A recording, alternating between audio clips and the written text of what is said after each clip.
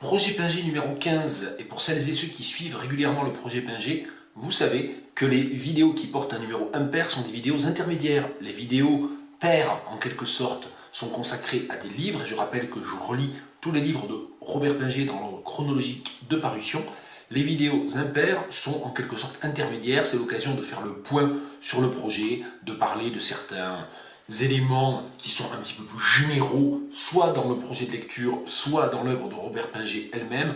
Par exemple, lors de la vidéo numéro 13, j'avais parlé assez longuement de l'analogie ou de la parenté, au moins dans la question de la conversation, entre Robert Pinger et un autre auteur, parfois rattaché au nouveau roman, Claude Mauriac. Bien, aujourd'hui, c'est un petit peu particulier, comme le prochain épisode du projet Pinger sera consacré au volume des éditions de minuit dans lequel sont rassemblées deux pièces de 1959 et de 1960, Lettres mortes et La Manivelle. Je vais parler aujourd'hui du texte anglais de La Manivelle, vu que dans cette édition, qui est l'édition qu'on peut acheter actuellement en librairie, le texte de La Manivelle est donné avec en regard la traduction anglaise, et la traduction anglaise de La Manivelle est de nul autre que Samuel Beckett. Alors Samuel Beckett et Robert Pinger étaient amis, ils avaient quand même 12 ou 13 ans de différence d'âge, mais ils sont devenus progressivement amis, et donc à un moment donné, Beckett a traduit La Manivelle. Je ne sais pas exactement quand, une traduction de La Manivelle par Beckett qui est donnée, et donc La Manivelle qui s'appelle The Old Tune, puisque dès le titre, on constate que Beckett traduit en adaptant, et c'est aussi ce dont je vais parler aujourd'hui. La Manivelle, The Old Tune. La pièce parle de quoi? La pièce, elle représente une conversation dans la rue, à un carrefour, entre deux hommes âgés, de septuagénaires, Toupin et Pomard. Et Toupin, c'est quelqu'un qui a un orgue de barbarie qui fonctionne mal, d'où le titre, La Manivelle. Et cet orgue de barbarie, bien sûr, joue toujours le même rouleau, d'où le titre choisi par Beckett, The Old Tune, le vieux refrain ou la vieille rengaine. Ce qui est intéressant en fait dans le titre de Beckett, c'est qu'il permet une autre lecture, ce qui n'est pas le cas de La Manivelle, une autre lecture de la pièce où il vient renforcer un autre côté de la pièce, qui est que finalement le vieux refrain ou la vieille rengaine, c'est aussi la conversation de ces deux vieux messieurs qui se parlent, qui se racontent des souvenirs qui remontent à leur jeunesse, et qui finalement n'arrivent pas entièrement à s'entendre, vu que leurs souvenirs sont différents. C'est principalement ce que voit le spectateur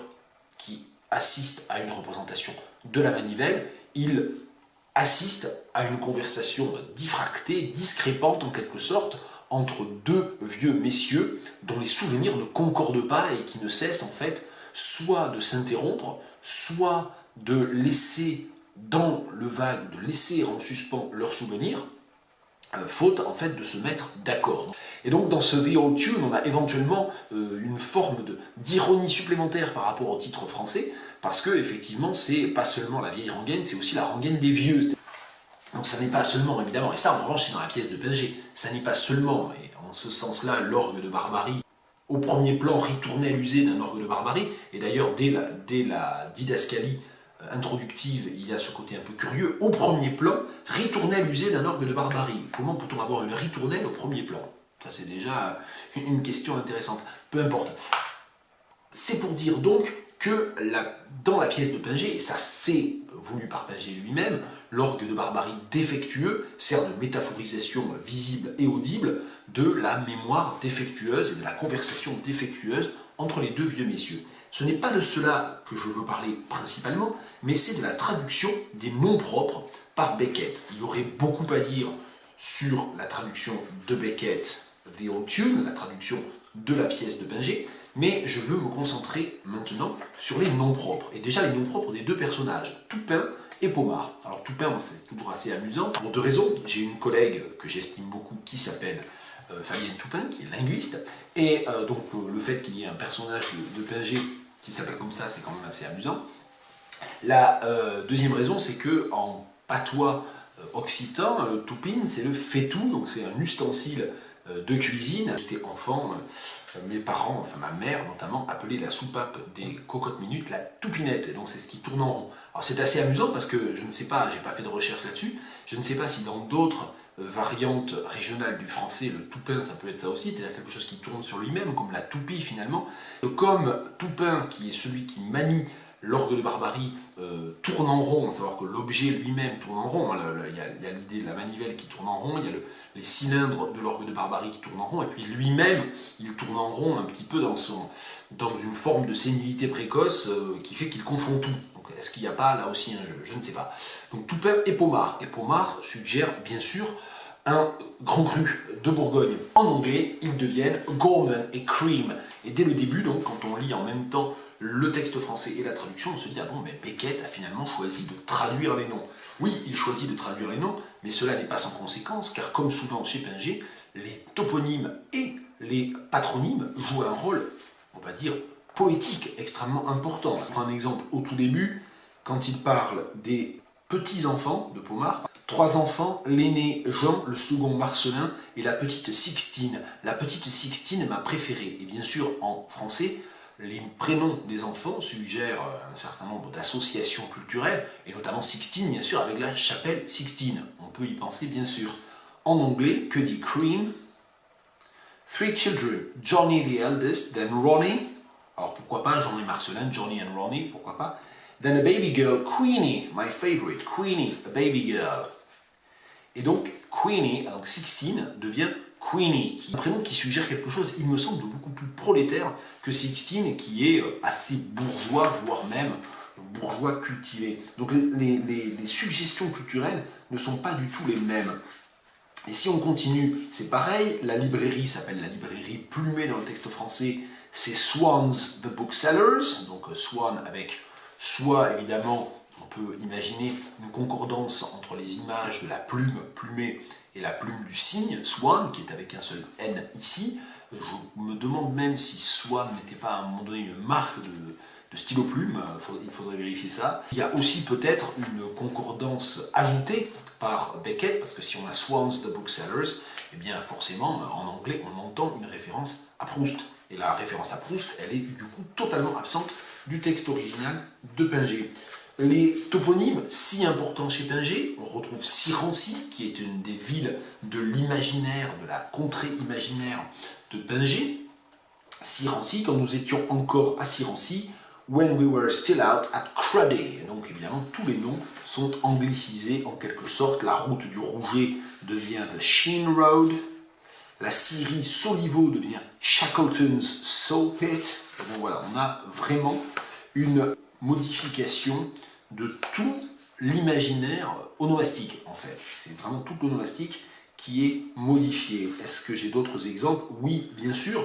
Et pour vraiment dire que je ne porte pas de jugement par rapport à ça, d'autant que je ne sais pas de quand date la traduction de Beckett, je ne sais pas dans quelle mesure elle n'est pas l'objet d'une vraie discussion avec Pinget, donc ces modifications, en tout cas, elles ont pour fonction de nous faire comprendre qu'un spectateur français et un spectateur anglophone du texte représenté en anglais assistent à la même pièce, la même conversation entre deux vieux messieurs autour d'un carrefour où se trouve l'orgue de barbarie d'un des deux, ça ne change pas, avec un désaccord sur la mémoire et sur les souvenirs, ça ne change pas, mais en revanche, dans les allusions culturelles suggérées par l'onomastique, là, on a un plan qui est tout à fait différent. Autre exemple, Toupin et Pommard ne sont pas du tout d'accord à un moment donné sur leur service militaire. Clermont-Ferrand, Toulouse, et du coup il y a aussi un désaccord sur le café. Le café du marronnier à l'angle, et Pommard répond charbonnier, le café charbonnier, vous pensez si je connais Clermont. Et donc, évidemment en anglais, on n'a pas de marronnier et de charbonnier, et Beckett, tout à fait judicieusement, n'a pas traduit non plus par un équivalent, pas du style The Chestnut and the Coal Mine par exemple, c'était tout à fait possible de le traduire, de traduire les allusions sémantiques de ces noms, marronnier, charbonnier. Il choisit des noms propres qui sont des paronymes. Morrison's Pub on the Corner et Cream, donc puisque Pommard se nomme Cream, Harrison's Oak Lounge. Do you think I don't know Chatham? Et donc bien sûr, évidemment, Clermont-Ferrand devient Chatham. Donc il y en a plein comme ça. Toulouse, c'est Chatham. Donc évidemment, ils confondent non pas Clermont et Toulouse, mais Chatham et Chatham. Et donc il y en a plein. L'affaire Robineau, devient The Barton Affair. Enfin, il y en a vraiment beaucoup tout au long de la pièce. Autre exemple culturel là aussi, je cite Pomard, mon cher, ils veulent nous faire prendre des vessies pour des lanternes. La lune, nom d'une pipe, elle a toujours existé, elle a toujours été là, elle a toujours signifié la fantaisie, Toupin, la fantaisie, bruit de voiture. À moins que nos prédécesseurs aient tous été des imbéciles, mais est-ce possible, voyons? Descartes, Talleyrand, Gambetta, ils ont toujours considéré la lune comme « allons, allons, ce n'est pas d'aujourd'hui qu'on s'en préoccupe. Est-ce risible? Ils croient découvrir la lune, comme si, comme si... » Qu'est-ce que je voulais dire? Et donc, cette espèce de rant, comme on dirait en anglais, de je ne sais pas quoi, d'énumération exaspérée, en patois gascon, on dit arrumégué, il est arrumègue, c'est-à-dire il revient, il répète tout le temps la même chose. Ce passage-là, donc Descartes, Talleyrand, Gambetta, eh bien, que deviennent les prédécesseurs célèbres du texte français? Eh bien, voilà ce qu'ils deviennent. Or is it our forefathers were a lot of old bags? Maybe now is that on the cards, I ask you.